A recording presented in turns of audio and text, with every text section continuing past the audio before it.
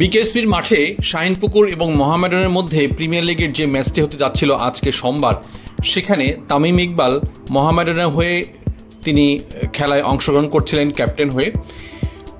মাঠে টস হয়ে যাওয়ার কিছুক্ষণের পরেই তিনি বুকে ব্যথা অনুভব করেন।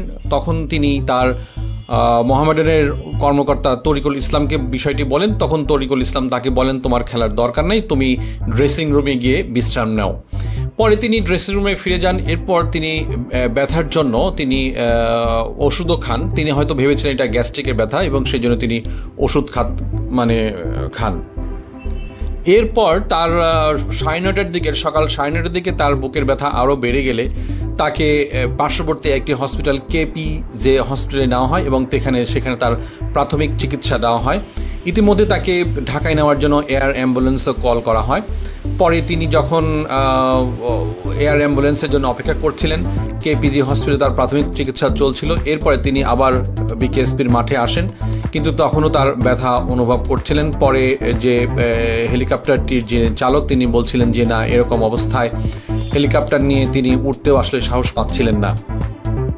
এমতো অবস্থায় 11:20 দিকে তাকে আবারও KPJ হসপিটালের দিকে নিয়ে যাওয়া হয় অ্যাম্বুলেন্সে করে, এবং অ্যাম্বুলেন্সে থাকা অবস্থায় পুরো সময়টাই মোহামেডানের ট্রেনার ইয়াকুব তার বুকে পাঞ্চ করছিল। তামিমের অবস্থা তখন অনেকটাই সংকটাপন্ন ছিল বলে জানিয়েছেন প্রত্যক্ষদর্শীরা। কারো কোনো ডাকেই সাড়া দিচ্ছিলেন না তিনি। হসপিটালে নেওয়া হলে ইতিমধ্যে তার পরিবারের সদস্যরাও চলে আসেন সেখানে তামিমের সঙ্গে দেখা করতে তার সতীর্থ মাহমুদুল্লাহ এবং মুশফিকুর রহিমরাও সেখানে চলে আসেন।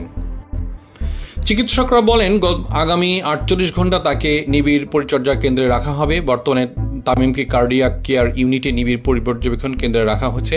তার দ্রুত সুস্থতার জন্য দেশ বিদেশ থেকে দোয়া ও শুভকামনা জানাচ্ছেন ক্রিকেটার ও ভক্তরা। তবে ডক্টররা বলেছেন যে আগামী 24 ঘন্টা আরও বেশি ইম্পর্টেন্ট তার জন্য। ইতিমধ্যে তামিমের ব্যাপারে খোঁজখবর নিয়েছেন স্বয়ং প্রধান উপদেষ্টার দফতর থেকে। তার শারীরিক অবস্থার ব্যাপারে খোঁজখবর নেওয়া হচ্ছে। খোঁজখবর নিচ্ছেন বাংলাদেশ ক্রিকেট অ্যাসোসিয়েশন বা ক্রিকেট বোর্ড।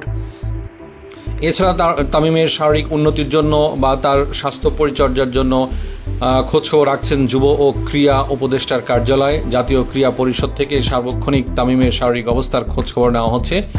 BCBরও তামিমের চিকিৎসার সব রকম সহায়তা করে যাচ্ছে। এদিকে BCBর পক্ষ থেকে তামিমের ভক্ত শুভাকাঙ্ক্ষীদের বলা হয়েছে যে অযথা হসপিটালের সামনে এসে ভিড় না করতে। তামিমের পরিবার থেকে সবার কাছে দোয়া চেয়েছেন তার সুস্থতা কামনা করে। শুধু শ্রোতা, এই নিউজটি ভালো লাগলে অবশ্যই আমাদের চ্যানেলটি সাবস্ক্রাইব করবেন এবং আমাদের সঙ্গে থাকবেন। ধন্যবাদ।